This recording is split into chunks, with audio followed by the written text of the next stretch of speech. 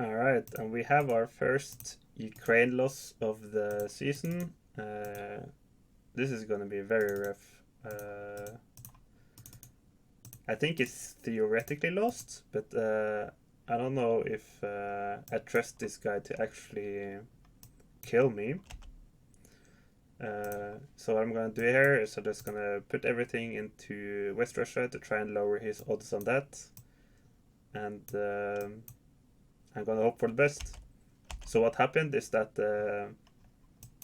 he got basically every unit hit in Ukraine twice in a row. So first it was ended up at a 4 versus 4 in the end. I got 2 hits and he got 4 hits with 2 infantry, 1 tank, and the plane. So yeah, that happens sometimes. About 10% of the time you lose Ukraine. So now I just have to try and hold on for their life. Yeah, and the pain continues here on UK1. He managed to win the coin flip here in season 10. So now it's... And he also went for an unusual move and sent his battleship out here. He also killed the destroyer here without taking a hit back. So now I have a potential 3 versus 3 in season 15 with 2 fighters and a bomber against a carrier and 2 fighters. If I want to try and take a coin flip to come back into the game. He didn't put that much in Karelia, so I think I'm in theory able to stack this, but I haven't checked that. Priority right now is to take back Caucasus and try and prevent him from getting a victory city victory in the first few rounds. Alright, so a few very important battles went my way now. I managed to kill the battleship here, losing the bomber, and I did get the UK-1 Navy off. I will kill the sub with US, and I'm not sure if I'm gonna sack 2 transports to try and kill this fighter or not. Depends a bit on what it does Japan 1, I think. And since I'm in such a bad spot, I decided to go for a bit of a risky gamble. I went for the attack on Borneo, which I normally wouldn't do. It's 60 or 2 out of 3 times you will get it, and I did in this case, which slows down Japan's early game a bit if it works, and will help me maintain India, hopefully. It also gives me some extra income for UK2, which is going to be helpful. And most importantly, I managed to take back Caucasus here. The tank did not hit back, and this means I will be able to stack it with Russia. Allowing a G2 Caucasus stack is absolutely disastrous, so cannot happen under any circumstances. So now I will shove everything in range in there on Russia 2, and then hopefully be able to dead zone West Russia, but I haven't checked that. That depends a bit on how he moves his Japanese fighters here on Japan 1. Alright, yeah, I'm a bit less worried about the VC pressure now, with him only getting 2 transports. Looks like we're still not meeting... I'm using the Japanese 1 buy here to judge the skill of my opponent. The ideal buy is 3 transports. You should always have 4 transports by Japan 2, and this guy will only have 3. So I will at least have a chance to equalize, even if it may not be that good a shot.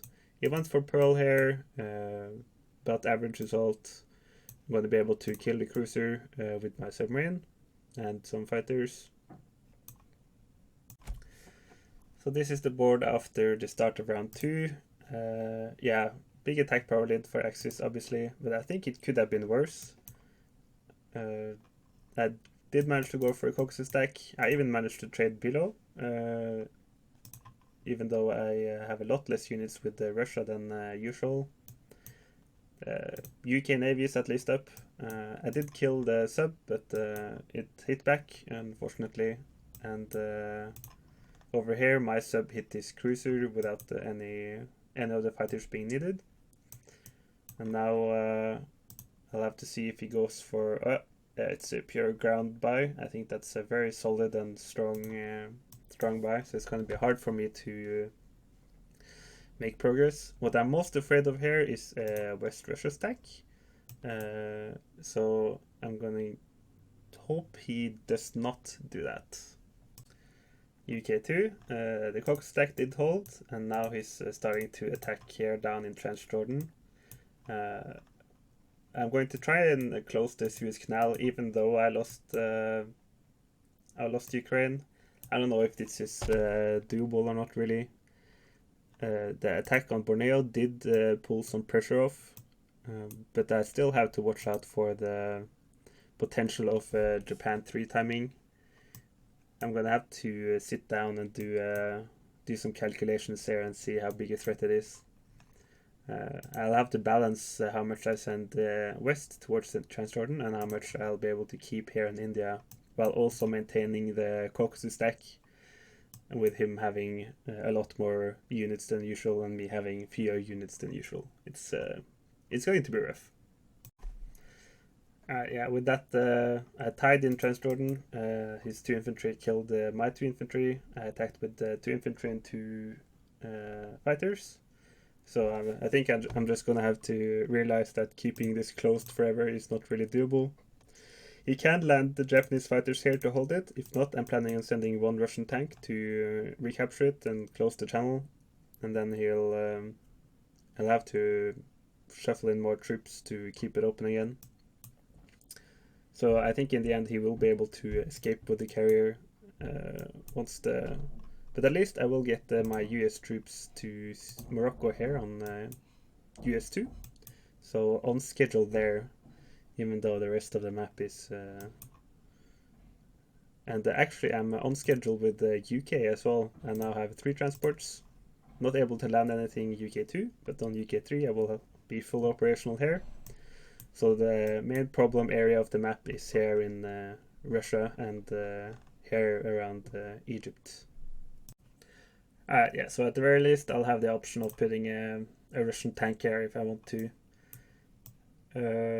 Yeah, I'll grab Norway and Morocco, maybe France. I don't quite remember. Yeah, for sure France. It's a freebie.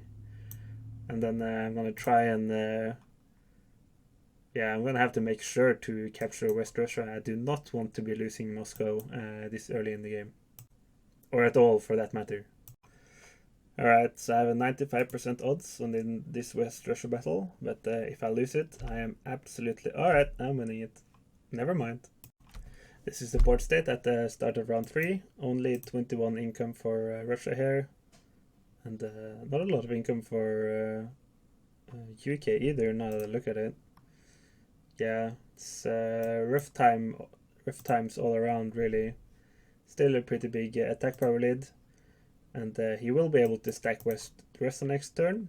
But at least the allies are coming, and there's no Japan 3 India timing. So I will be able to grind it out and fight for a chance to come back. It won't be a knockout punch. It's... yeah, he... at least he is not going pure infantry. He did get a fighter last round. And so I decided to get the safety carrier with the US here, just in case there's some... he starts to getting bombers, since he already has 6 planes, so it's going to be up to 7 if he gets another one this round, which it looks like he will. So his extra income is being put into air rather than bigger ground stacks. Alright, so that's what's a pretty interesting Germany turn, to put it like that. He did put his fighter here in Finland, even though this is dead zoned, so I am going to be able to kill this if I want to. At least I will have the odds to do so, depending on how the dice goes. He also abandoned Karelia, so if I want to I can get that. and most importantly, he did not go for a West Russia stack. So I will be able to maintain my position here in the Caucasus, most likely. Alright, here's the board after UK3. I had to do a lot of thinking here. I did manage to kill the stack up here and the fighter, and I'm setting up to maybe be able to liberate Karelia with US, with the fighter and sacking a transport. I also aim to take both of the Northwestern Europe and France this turn with the Pacific transport and one of these transports. I put landed the Australian transport here to block him from going south. And I also think I'm going to put a destroyer here to stop him from attacking Caucasus with 2 additional land units from the sea, and to making have to choose between retaking Transjordan with these 2 tanks and going south. So he's going to have to pick and choose between what kind of income he wants to do. Let's see. Only 6 ground units from Japan here. That's not too scary. I don't think these 2 planes are going to give him that much value. And I will be trying to retake West Russia and Archangel with Russia, of course. Yeah, Japan is starting to build up a lot of fighters there, but luckily for me, fighters can't really hold and push territory. So the odds of him getting a Kazakh stack in the near future are pretty low. The actual units stack sizes on the front line right now are pretty low, and even behind that, it's still not that much really.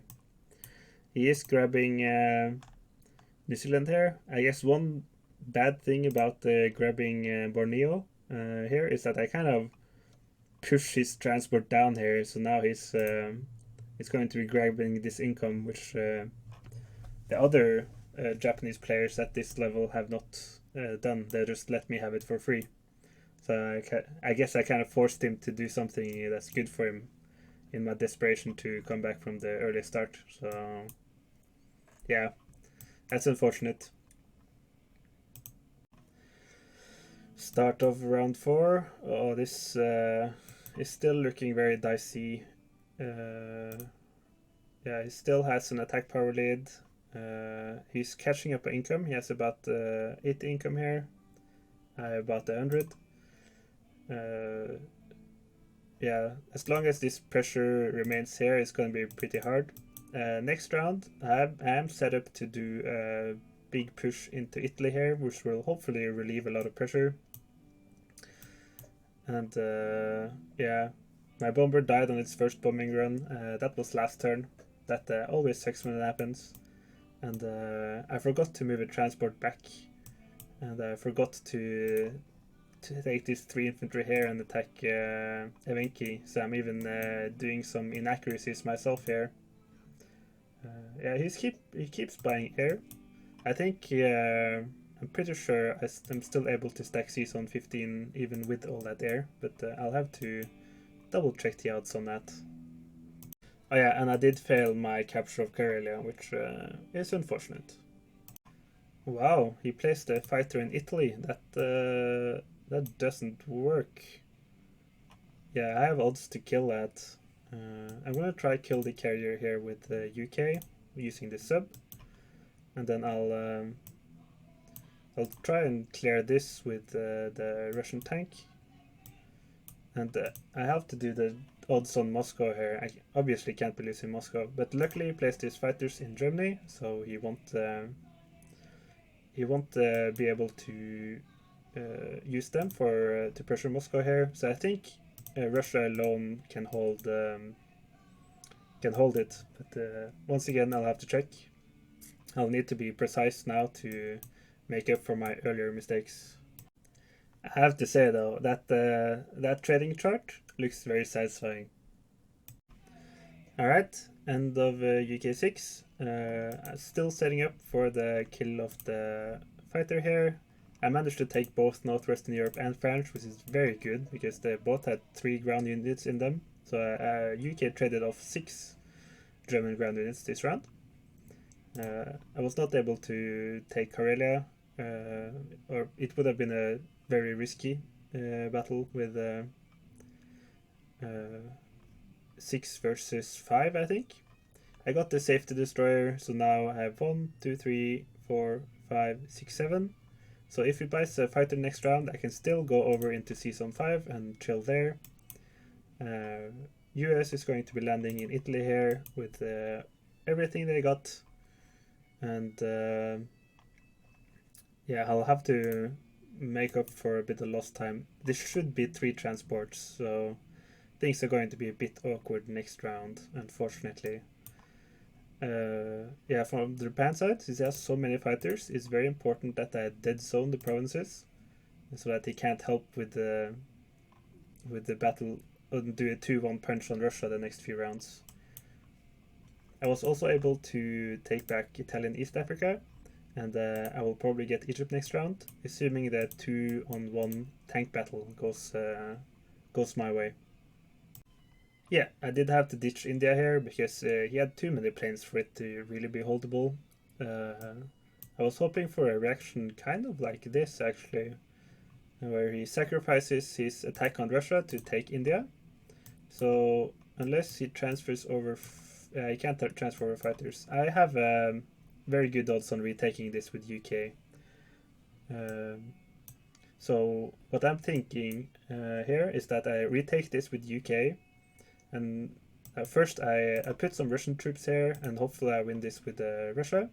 I retake it with UK, he retakes it with the tanks and these 2 guys, and then I retake it with Russia and build something with UK, and then this battle here gets really annoying for him. So that's the plan there. Alright, here we are, start of round 5. The attack power lead is actually shrinking here, mainly because of the amazing trades I got here in the west. But I also got some pretty decent stuff here as well. Japan does not have many troops in China at the moment, so this is the pressure from the east is going to be pretty low, and then I only have to deal with this stack here, which I think I will be able to. I got an industrial complex with the US here. I did decide to land the transport here in Southern Europe. This will lose me some efficiency logistically, but I think having this 1 extra province here makes it a lot more awkward for him to recapture everything, since he only has 6 ground units available for these 4 provinces with more than 6 ground units in it. So he's gonna have to be pretty creative here with how he divides up things. I did manage to recapture Transjordan with the tank. I'm pretty happy about that. I transferred down 2 Russian infantry to hopefully be able to recapture that on the retake, Japan's retake this round, assuming that the UK retake goes as planned. Yeah, the complex here also is quite useful when it comes to air defense, since it will allow me to put boats here the same, like immediately, with US, which is the richer faction. So yeah, he's still building air as well, so I'm glad I got that safety destroyer. But now this air will start to come at a cost, since it will be harder for him to use his stacks to retake everything. Alright, he's even trading Finland here. I think Finland will be retaken by the US, and then I will try to liberate Karelia with the UK. It's a bit awkward because I'll have to choose between France and Karelia, I think, since 3 units survived. But oh well, that's how it goes. And I'll also have to send everything in range at India here. I'll probably record that battle. Alright, and this is the battles. A couple of pretty pivotal battles here. First, the battle for Karelia. Bombardment hits, very nice. Okay, only 2 hits in total. He has only 1. That's very nice. Oh, there we go. Oh well, that was super lucky. Oh, he's also got pretty lucky, so that's a pretty even trade, all things considered. But I will take away 2 production slots here.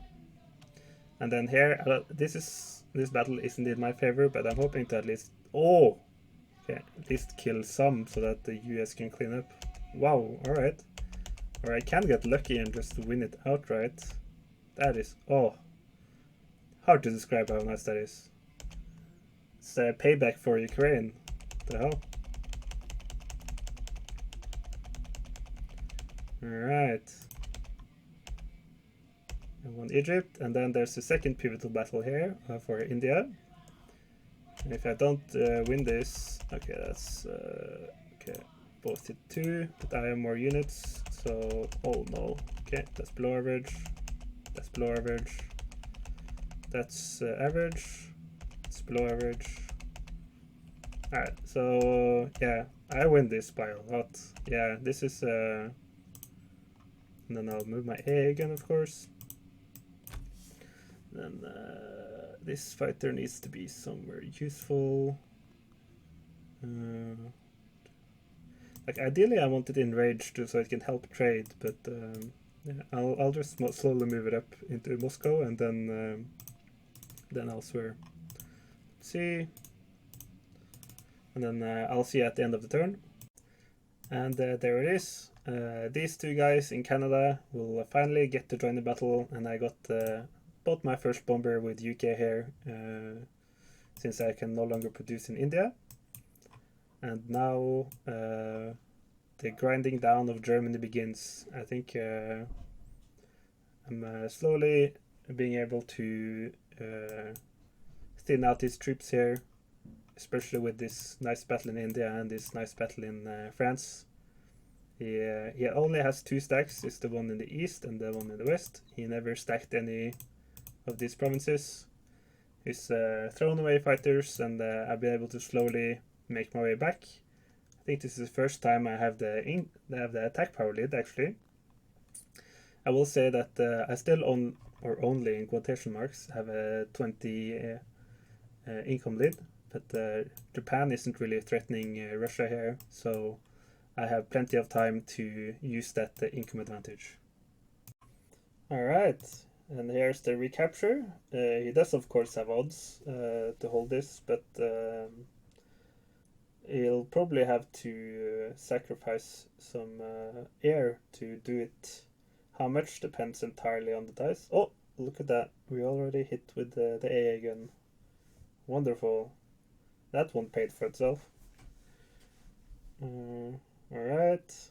I'm hoping for 2 rounds of hits from my defenders. Yeah, looks like I'll get that. Maybe 2 hits? Huh? Yay, 2 hits. Alright. Will he take the infantry? If he sacks fighters only, I may not be able to retake it with Russia. Oh, alright. I'll be able to retake it. He only got 2 hits. Wow. Alright. And now he'll have to sacrifice fighters. I might actually go in the positive on the IPC front here. Yeah, and last one for the road, or no. Alright. Let's see what the tally is. Yeah. Almost made a profit. If we take with the battle before this, it was super efficient. And now I'll be able to retake with Russia. And currently it doesn't have anything in range, but I think he'll move his transport down. And then maybe I'll move more troops down, and then it will be like we'll have to retake it again. This yeah, lack of ground units is showing here. Yeah, look at that. He's got 4 ground in range, so yeah, maybe he'll do it like last time though, and he'll take some hit on his ground, and I'll be able to retake with my 3 ground units from Kazakh here. Yeah, as funny as retaking it another time would be, I don't think I'm gonna go for that. I was a bit afraid of a 2-1 attack on Moscow here, since I failed the retake, the trade on Novosibirsk. So I decided to keep everything in Moscow here. That makes the initial hit by Germany into a 3% from a 10%. And then I should have enough to hold it with the UK fighters in all likelihood. Yeah, I'm actually pretty close to winning a VC victory here, which is hilarious considering the start. Yeah, and this is the war report. I actually have a pretty sizable attack power lead now of 12, I think. Yeah, that's 12. I think that's mostly attributed to the India battle here. That was pretty huge. I was very lucky on both sides of that. Japan is so far behind in tempo, still working on India on Japan 6. And somehow, even with all this income, Germany's stacks are not looking that scary anymore. All right, yeah, he's now starting to get enough air where it's getting to be a bit of a problem. So I think I'm gonna do 1 or 2 more rounds of attacking into Europe here, and then I'm probably done with the Mediterranean shock and going to start transitioning into landing stuff in Finland. I finally managed to make him pull away from West Russia. This releases a ton of pressure. Now this stack here can move. I'll probably be looking to stack West Russia. If that's doable, or if not, I'll have to just make do with stacking Caucasus.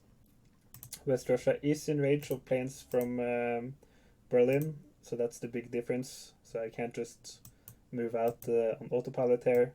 I'll probably put like at least 5 ground units here, because I'm pretty sure this will be dead zoned next round, since this stack is only growing smaller while this stack is only growing bigger.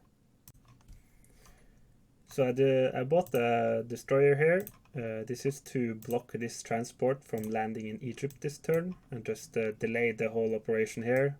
I think it's basically pivoted to a sudden attack here in the later rounds, but I don't want to give him quick progress there either. So he's going to first have to capture India this turn, and then start looking at this next round. So I'm hoping to move some fighters over here, and then initially beat them back with UK, and then start transferring US units in a long line here to contest Egypt every round. And if he goes for Africa, I will have to start transferring down units here as well. Yeah, alright, so the air buildup continues. I did the math a bit, and to stack West Russia properly, I will have to skip Kazakh. I don't want to skip Kazakh because of the Japanese air, so it does provide some value. I will have to admit that. Alright, so with the German stack now out of West Russia, I'm able to focus on tertiary stacks and fronts, like Far East here. This is now dead zoned, and China, which is also dead zoned, and Persia. So these are now dead zoned. I just realized now that I should probably have dead zoned West Russia, but like an idiot, I did not, and now he will be able to go right back in and push me back to Moscow. Oh well, you learn every day. Yeah, no, this was a terrible prioritization by my side. Yeah, well, at least Japan won't be able to make any progress, I guess. Oh yeah, I just realized I would not have been able to dead zone West Russia anyway because of the heaps of Japanese fighters scouring the field. So I guess this was the right call, huh? Alright. Yeah, this destroyer here is kind of to test his risk tolerance. I want to see if I could get away with only having 1 destroyer or not, because the German air is quite valuable at this point, and him losing this bomber means that I can continue very much unabated. Now he didn't buy any air this turn, so I might be able to continue anyhow using these 2 UK fighters and shuffling my air defense around a bit. But I will have to stop when the Japanese air reaches Europe. That will be the end of my adventures in the Mediterranean. And I got lucky. He did not take Sea Zone 13 with his bomber, and he also lost the fighter to the A gun here. So now I can continue the Mediterranean trek until the Japanese fighters arrive, of course. I decided to pitch transport here. I'm thinking of sending a cruiser as well, just to get the 50% chance of killing another fighter. And I think this will synergize nice with Russian pressure into West Russia and Ukraine, and US pressure into Italy and Southern Europe. I might even take this dude and put him into Bulgaria, Romania, just to get as most surface area as possible with his limited amount of units. Things are starting to stabilize here. Oh, I forgot to move the cruiser over here, but that's whatever. Russia is pushing out and also securing its behind there. I decided to not attack Shizwan, to have some troops to India and Caucasus here instead. And then I will try and kill him if he tries to stack Kazakh, and I will try and trade the Xinjiang if he's offering that. Up here I traded Yakut, and I set up in Italy here. I also sent the extra transport down. I will have to be prepared to trade Egypt over and over. I think I will clear this artillery with the UK's Air Force, and also move this guy up.